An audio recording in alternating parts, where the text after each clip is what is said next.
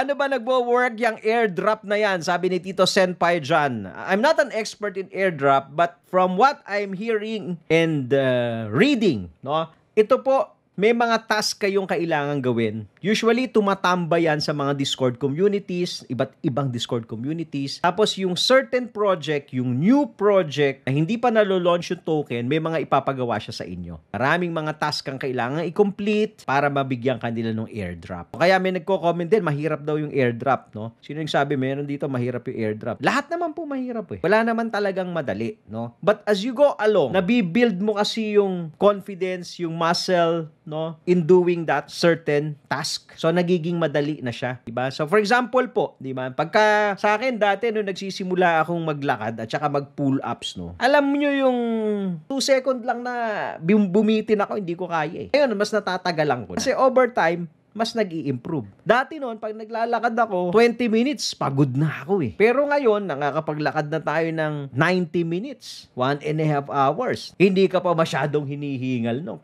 Kaya mo pa. Why?